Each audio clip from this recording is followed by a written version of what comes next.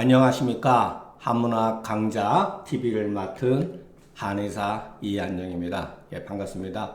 맹자는 글이 이렇게 논어처럼 되어 있지 않고 글이 길기 때문에 한 편 하려면 어떤 경우는 방송을 3개를 연결시켜야 되는 경우가 있습니다.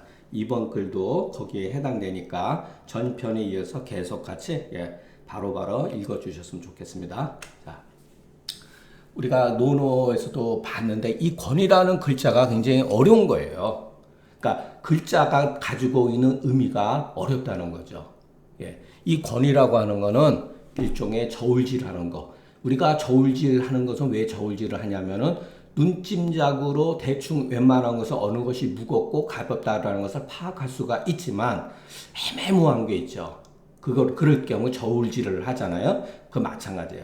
우리가 어떤 일을 처리하는 데 있어서 이 상황에서 그 일에 어떤 것이 합당한가 그것을 마치 마음속에서 이렇게 저울질하는 거죠. 그래서 경중을 알며 헤아린 연후에 크고 작은 것을 안다. 물이 모두 다 그렇지만은 그 가운데 이 사람의 마음이 가장 심한 것이니 왕은 헤아리십시오. 요거 위자가 이거 조금 이거는 요거 좀 오자 같기도 하고 이거 한번 찾아보세요. 글로 봐서는 왕청 탁지하소서, 왕은 청컨대 탁지하소서 이렇게 쓰는 게 맞을 것 같은데 죄송합니다. 제가 확인을 안 했어요. 권은 칭추다, 저울질이다. 탁은 그 장청야다.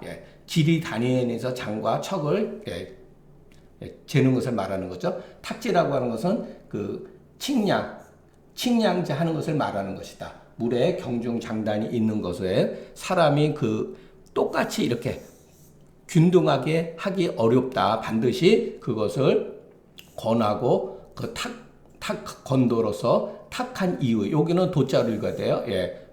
권도로서 탁한 이유에 가히 그것이 나타나니 사람의 마음이 물에 대응하는 데 있어서 그 경중 장단에 같지 아니함을 고르게 하기에 어렵기 때문에 불갑을 헤아림으로써 그 본연의 권도, 우리가 가지고 있는 내재적 심성 가운데 있는 그와 같은 헤아림, 뭐 시비라든가 뭐 이런 것을 다스리고 뭐 이런 거 할 수가 있잖아요. 그죠?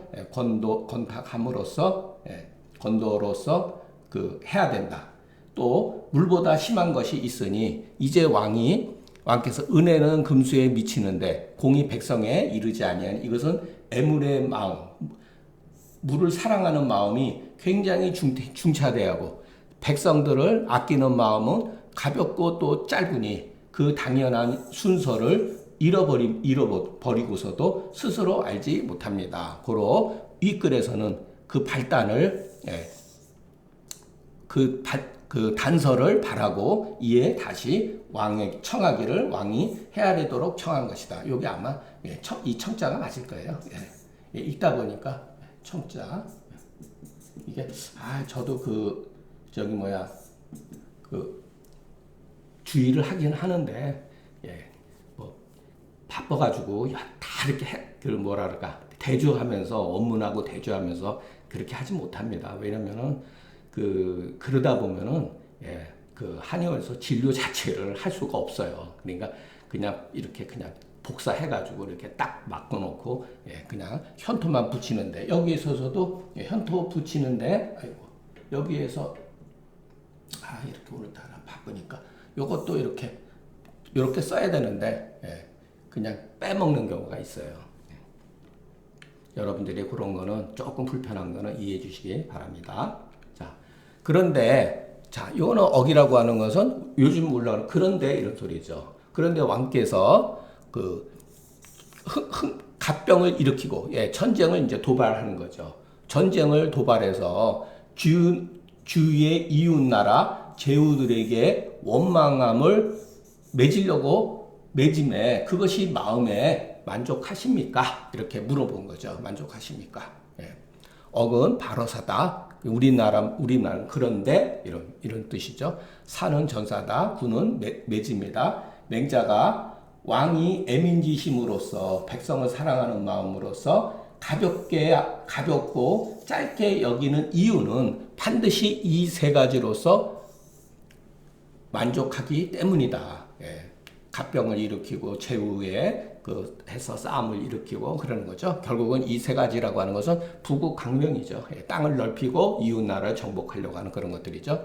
이 세 가지는 실로 인심지 속해가 아니다. 사람 마음에서 만족스러울 바가 아니다. 그러나 곡성지국 죄 없는 소보다 사실은 심한 것이 있다. 그렇기 때문에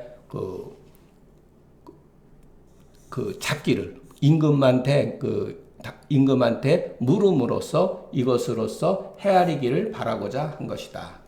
매끄럽게 여러분 해석하지 제가 못해도 그냥 대충 그렇게 해서 의미 통하면 됩니다.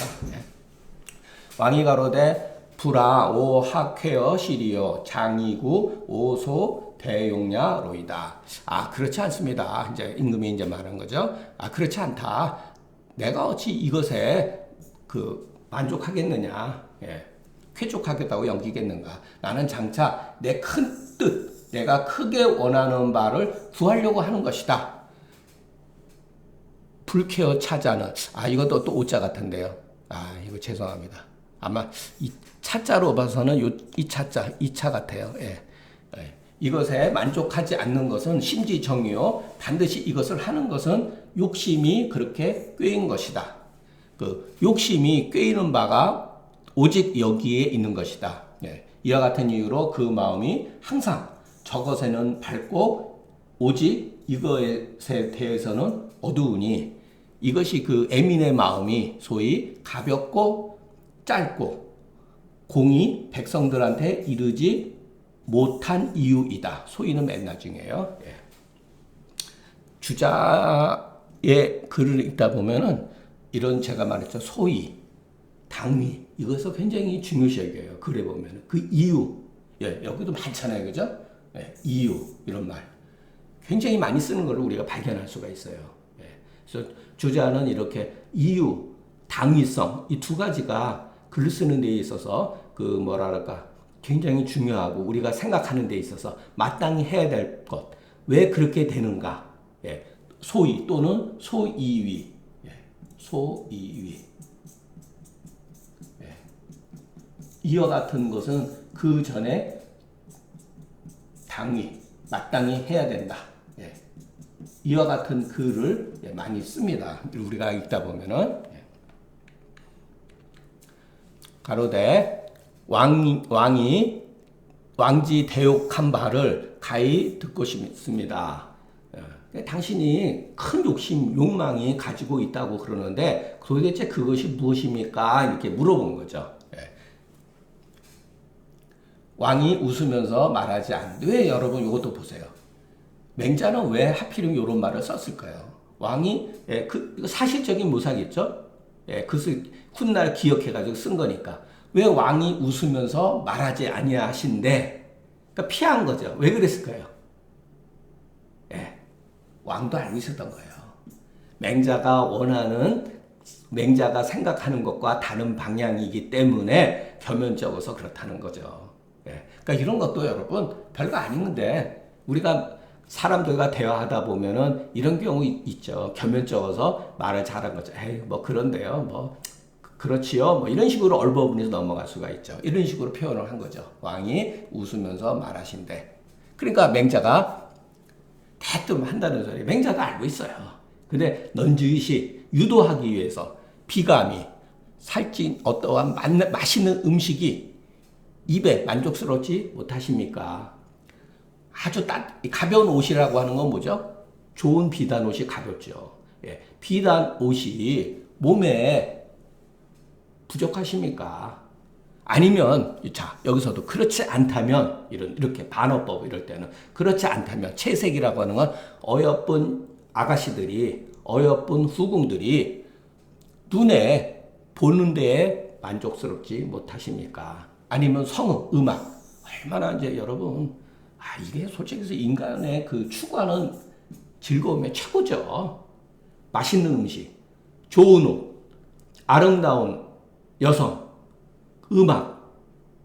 자, 듣기에 만족하자. 자, 여기에 이것도 재밌어요. 편벽이라고 하는 건 뭐냐면은, 자, 편도 좋은 뜻이 아니고, 이럴 때 벽도 좋은 뜻이 아니에요. 이 벽이라고 하는 것은, 자기가 사적으로 사랑하는 여성들이나 아청꾼들을 말하는 거예요. 앞에서 사냥, 심부름 시키는 데에 부족하십니까? 이 사람들이 얼마나 좋습니까, 여러분? 옆에서 우리 임금님 잘하신다, 잘하신다 그러고 잘하십니다, 훌륭하십니다. 아첨하고 여러분 아첨만큼 좋은 게 없어요, 여러분. 충신 바른 말 하는 사람 옆에 두어 보세요. 얼마나 성가시고 귀찮고 밉고 그러는지 아세요? 아첨 많은 사람이 있어 보세요. 참 좋죠. 우리가 그렇기 때문에 멀리 해야 된다. 멀리 하기가 어렵다는 거예요. 아첨꾼과 여성들 같은 경우 후궁 가운데서 누구 저거 하고 그러면은 그럼 나라도 망하고 그러죠. 결과로는 왕의 모든 신하들이 다른 신하들이 모두 임금을 위해서 좋게 공급하나니 바치는데 왕은 어찌 이것을 하지 않으시리꼬 이렇게 한 거죠. 가로되 아니다.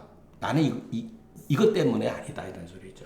여기서도 기라고 왕이 어찌 이것을 하십니까? 이렇게 하지 말고 그냥 여기에 기부를 했었고요. 왕은 어찌 이런 것을 하시지 않겠습니까? 하죠. 근데 내 속마음은 대욕은 이게 아니라는 거죠. 나는 이런 것 때문에 그런 건 아니다. 이렇게 말하는 거죠. 우리가 한문을 해석하다 보면은 여러분 너무 고지식하게 글자 그대로 해석하지 말아야 돼요. 그러면은 맞지 않는 경우가 상당히 많이 있습니다. 그래서 그 주자 추석도 보면은 임의적으로 그 상황에 맞춰서 추석을 하는 경우가 많이 있어요. 자, 와련즉 왕지소 대욕을 가지니 욕 벽토지하며 조진초하야 위중국이 무사이야 로소이다. 이약 소이로 구약 소욕이면 유 연목이 구어야라. 이거 우리가 고사에 나오는 유명한 얘기죠. 그렇다면은 왕이 크게 바라고자 하는 바를 저는 알겠습니다. 그것은 뭐냐면은 땅을 넓히고 개간한다 이 소리죠. 벽토지하며 진나라와 초나 요 조자를 여러분 이게 해석이 어려워요. 조라고 하는 거 뭐냐?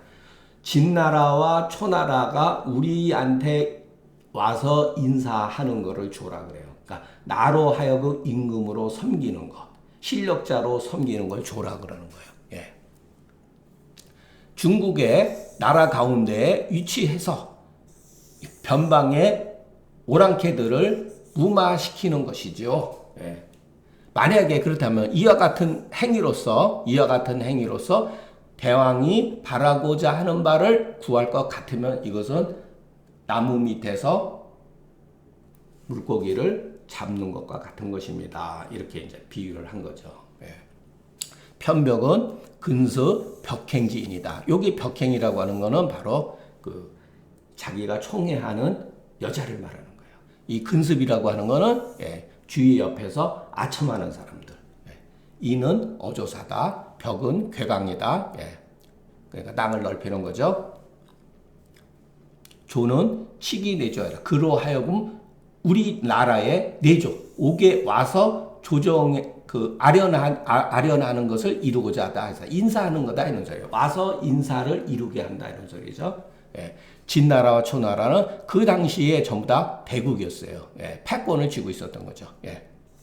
진나라, 초나라도 원래 그 춘추 시대 때는 제진초오월이었는데 그 전국 시대에 가면은 진초, 연제, 한, 위, 조 이렇게 나눠지거든요. 7개 나라로. 그때 오나라, 월나라는 초나라로 복속이 돼 버려요.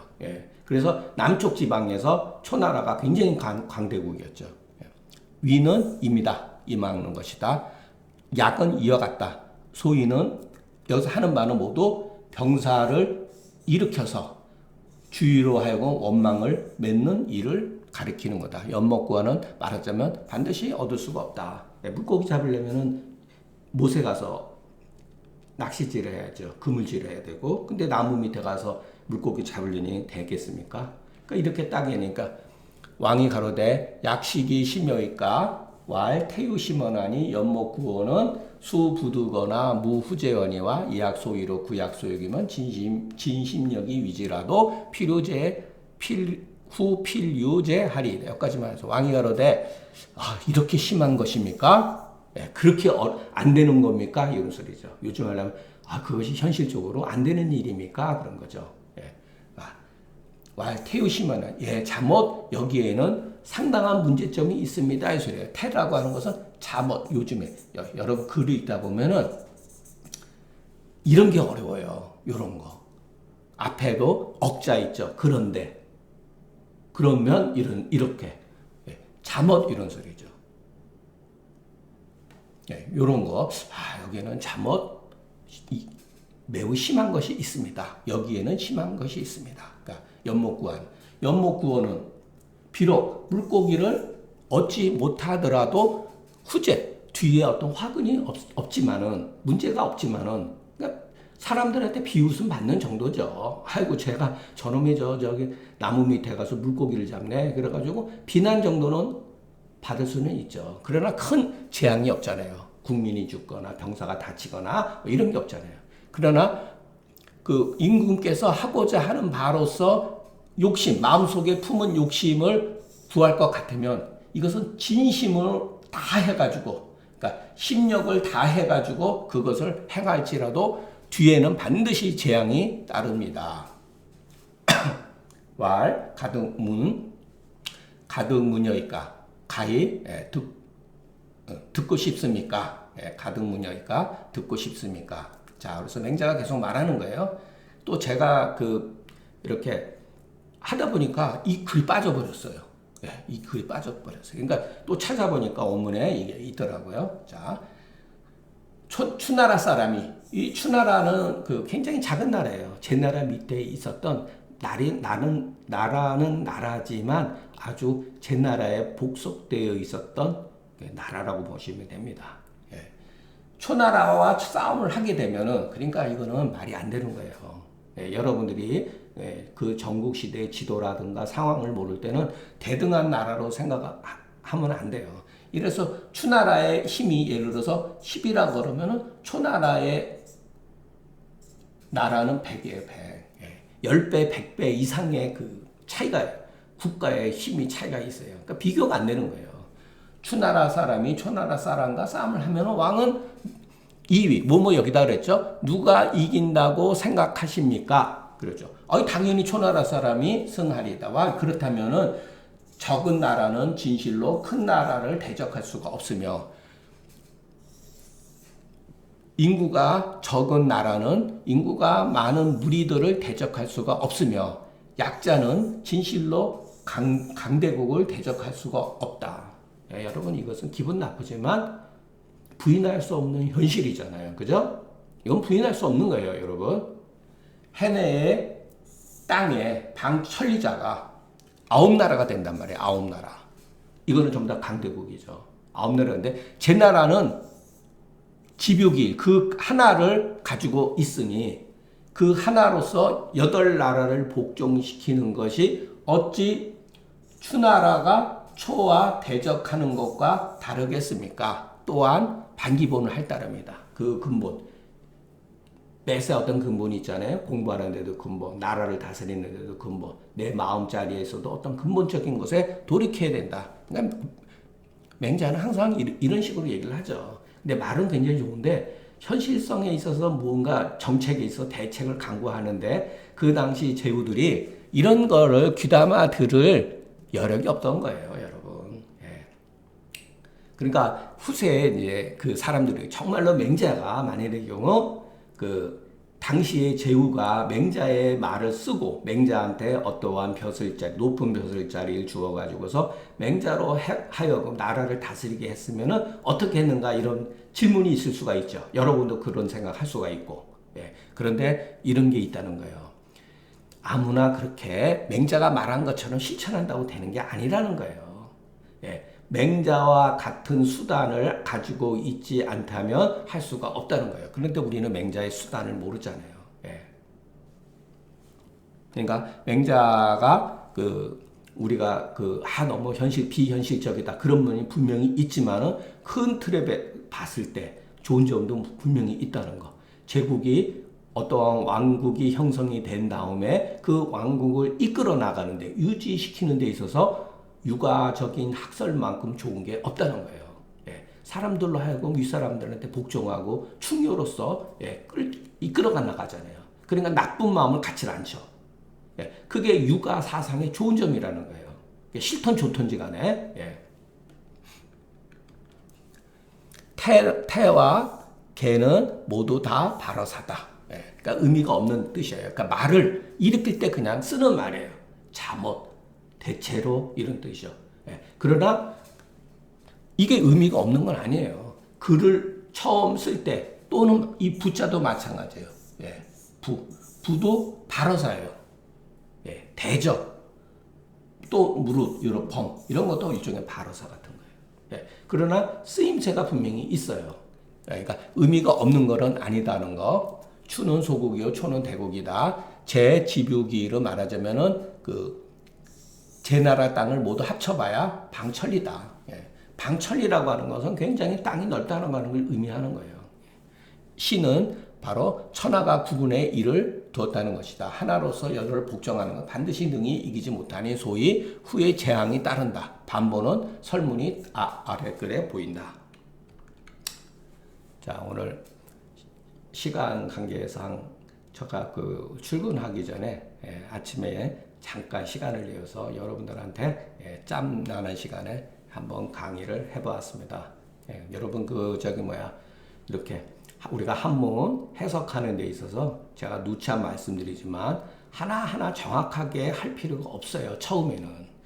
처음에는 자기 능력에 따라서 한 50%, 60%, 70% 그냥 한번 보고 그냥 그 정도 느끼고, 근데 반복하면서 처음에 50% 느꼈다 하면 그 다음번에는 70%, 만약에 처음에 한 80%를 이해한 사람이라면 두 번째는 90%, 거의 95% 이렇게 해석이 다 됩니다. 그러니까 한 번에 완벽하게 이해하기보다는 반복적으로 두 번, 세 번, 10번, 그리고 이렇게 소리내서 한 번씩 읽어주다 보면 어떤 거를 자기가 느끼게 되냐면은 자기가 예전에는 알고 있었다고 생각했던 글이 어느 날, 이게 뭐지? 이렇게 됩니다.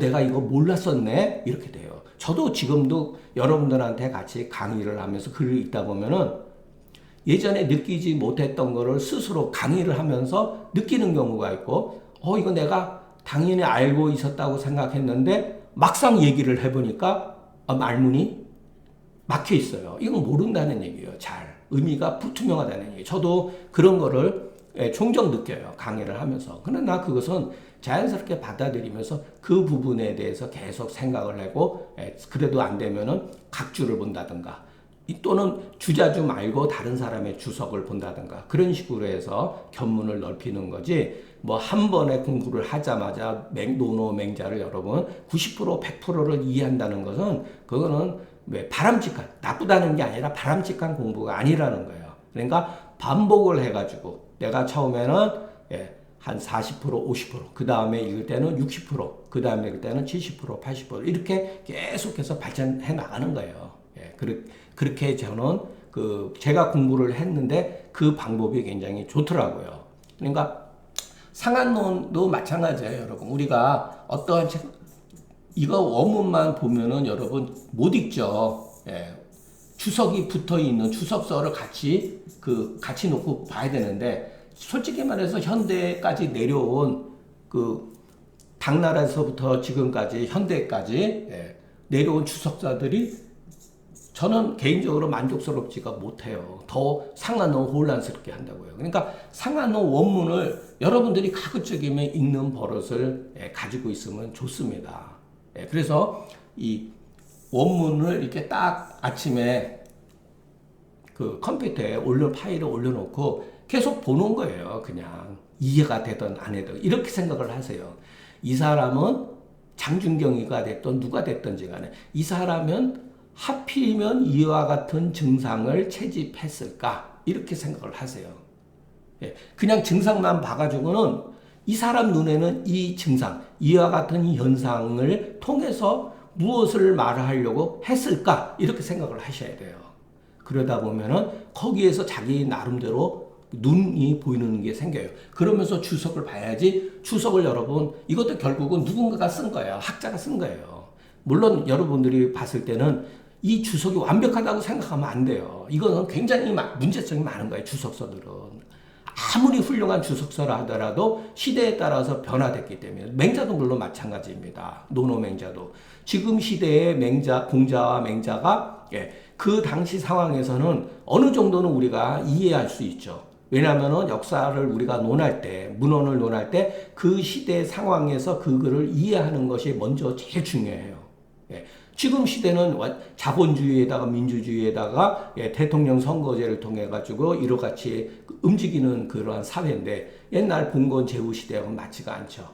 그러나 거기에도 공통적으로 합일되는 점이 있다는 것. 그런 것은 받아들이면 되고, 인간의 문제라든가, 결국은 인간의 문제죠. 사회의 어떤 구성, 어떤 식으로 사회를 역사를 통해서 사회가 발전해 왔는가 또는 변화해 왔는가 우리가 이제 그런 공부를 하는 거죠. 맹자 자체만 가지고 여러분 지금 시대에 적용도 되지 않죠. 멋있는 거 멋있는 거지만 그러니까 우리가 고전을 읽을 때는 반드시 여러분 반복해서 읽어야 된다.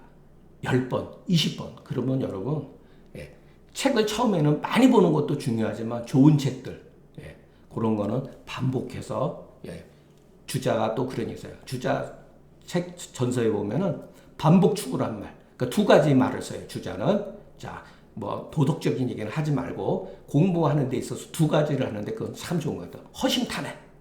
자, 우리가 글을 읽을 때 허심탄회하게 읽어야 된다. 그러니까 요즘 말로 마음을 비우고 편견을 갖지 말라는 거예요. 그건 주자 말이 좋죠. 그리고 반복 추구. 성인의 그 뛰어난 사람의 글은 여러분 한 번, 두 번 읽어서 되는 게 아닙니다. 현대 글들은 한 번 읽고 잠깐 듣고 버려도 되는 것들이 많잖아요. 그죠? 그러나 우리가 고전이라고 하는 것은 고전은 반복 추구해야 된다. 반복 추구. 한 번 읽어서는 안 돼요. 10번도 안 돼요, 여러분. 제 20번 정도는 읽으시길 바랍니다. 1번. 그러니까 뭐 이렇게 처음에는 여러분 하다 보면 자연스럽게 정독하게 돼요. 처음에 여러분이 아무리 정독하고 싶어도 정독이 안 됩니다. 왜냐하면은 그 눈높이가 따라가지 못하기 때문에 그래요. 그래서 20번 해야지만이 정독하게 돼요. 그러니까 이게 가장 안전하고 편한 것이다. 그러니까 빨리 보는 게 처음서부터 끝까지 빨리 보는 게 중요하다. 그렇지 않으면 여러분 맨날 앞장만 보고 나서 뒷장은 공부 안 하죠. 우리가 이전에 학교 다닐 때 그런 식으로 공부를 많이 했죠. 그러니까 그렇게 하지 않기를 바랍니다. 그래서 맹자는 여러분이 강의 듣다가 그냥 이해 안 되면 안 되는 대로 다음에 뒤에 가서 이해가 되는 경우가 있어요. 아, 내가 그때 이거를 잘못 이해했었구나. 스스로 알게 됩니다. 저도 공부를 그렇게 하고 저는 이제 그 사서삼경 그거를 중심으로 해서 많이 송독을 하고 그 제가서에서도 중요한 글들은 그 정도까지 자세는 보지는 않았지만 그렇게 그냥 섭렵하는 정도 그리고 역사서라든가 뭐 한의서적도 마찬가지죠.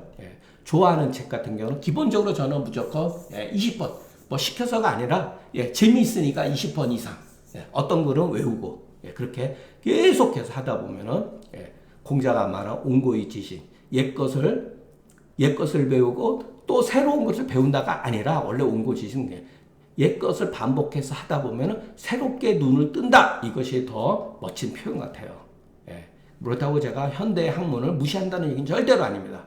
현대의 교양서적, 현대의 고전들이 있잖아요. 옛글이 고전이 아니라 현대의 고전적인 것도 여러분들이 반드시 그러한 방법 여러 차례 반복해서 읽는 것이 책을 많이 읽는 것보다 경우에 따라서는 좋은 점이 있어요. 요즘에는 유튜브 같은 경우를 통해 가지고 많은 교양이라든가 우리가 알고 있는 다른 세계에도 전달해주는 많은 어떤 그 방송들이 많더라고요. 저는 그 도움을 많이 받고 있습니다. 그러니까 그러나 기본적인 우리가 동양 학문에서 해야 된다 그러면 싫든 좋든지 간에 사서삼경을 근본으로 해가지고서 제자백과 그리고 후세의 글들 그리고 여러분들 가운데 이제 그 문학에 대해서 관심이 있으면 당송팔대가, 또 우리나라의 여한식 가문 이런 식으로 해서 자꾸만 하다 보면은 글 보는 재미가 있고, 그리고 이제 그 사람들이 인식에 옛날 사람이나 지금 사람이나 별로 이렇게 감정이 느끼고 심리적으로 크게 변한 게 없다고 하는 사실을 깨치게 돼요. 만일의 이 경우에 여러분 생각을 해보세요. 맹자 시대 사람과 지금 시대 우리가 완전히 별종의 인간이라고 한다면, 생각하는 것도 그렇고 심리적으로 그렇고 완전히 별개의 것이라고 한다면 우리가 고전을 읽을 필요 뭐가 있습니까? 오로지 현대에 나타나는 그 현상과 그런 공부만 하면 되죠. 그러나 많은 분들이 고전을 읽으라고 하는 데는 거기에는 하나의 그 인간의 원형 같은 것들이 담겨져 있는 거예요, 여러분. 그래서 옛날 사람을 과대평가할 필요도 없지만, 사람은 거의 같구나라는 것을 우리가 배우게 됩니다. 우리가 이 다음에 이제 춘추자전을 보면요, 적나라합니다. 인간의 감정이 어쩌면 지금이나 옛날이나 이렇게 똑같을까? 발전한 게 아니에요, 인간의 감정이. 그것을 우리가 고전을 통해서 한번 이렇게 경험했으면 좋겠습니다. 약간 오늘 그 시간이 약간 남아서 제가 그 이런저런 말씀을 여러분들한테 드립니다. 오늘 강의는 여기서 마치겠습니다. 감사합니다.